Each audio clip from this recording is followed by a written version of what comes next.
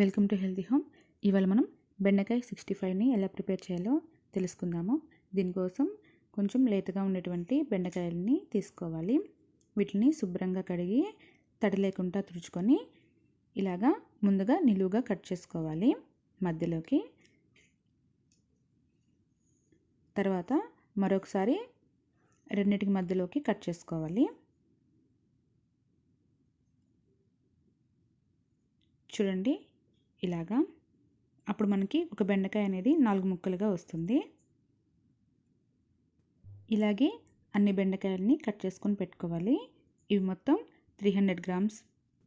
ఇప్పుడు వీటిని పక్కన పెట్టుకుందాము. తర్వాత ఒక బౌల్ తీసుకుందాం. ఇందులో 1/4 కప్పు శనగపిండిని వేసుకుందాము. తర్వాత 1 టేబుల్ స్పూను బియ్యం పిండి, రుచికి సరిపడినంత సాల్ట్, 1/4 స్పూను పసుపు, 1 స్పూను కారం, 1/2 స్పూను ధనియా పౌడర్, 1/2 స్పూను గరం మసాలా. ఇవన్నీ వేసుకొని ఫస్ట్ స్పూన్తో బాగా మిక్స్ చేసుకుందాము. ఇప్పుడు ఇందులో మనం ముందుగా కట్ చేసి పెట్టుకున్నటువంటి బెండకాయలను వేసుకొని బాగా మిక్స్ చేసుకుందాము. చూడండి ఇలాగా మిక్స్ చేసుకోవాలి. వీటిని మిక్స్ చేసేటప్పుడు చేత్తో కాకుండా ఇలాగా గిన్నెని ఎగరవేస్తున్నట్లుగా మిక్స్ చేసుకుంటే మనకి బెండకాయ ముక్కలకి మసాలా పొడి అనేది చక్కగా పడుతుంది. ఇప్పుడు 1 or 2 స్పూన్స్ వాటర్ వేసుకొని మరొకసారి బాగా మిక్స్ చేసుకుందాము. చూడండి ఇలాగా మనకి బెండకాయ ముక్కలకి మసాలా బాగా పట్టాలి. చూడండి మనకి ప్రతి పీస్ కూడా మసాలా అనేది పట్టింది. ఇప్పుడు వీటిని ఆయిల్లో డీప్ ఫ్రై చేసుకుందాము. అన్నీ ఒకేసారి కాకుండా ఇలా ఒక్కొక్కటిగా వేసుకుంటే మనకి చక్కగా ఫ్రై అవుతాయి.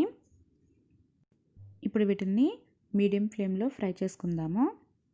ఇవి మనకి గోల్డెన్ బ్రౌన్ కలర్ వచ్చేంత వరకు ఫ్రై చేసుకోవాలి. చూడండి ఇవి మనకి ఫ్రై అయిపోయాయి. ఇప్పుడు వీటిని టిష్యూ వేసినటువంటి వేరొక బౌల్లోకి తీసుకుందాము.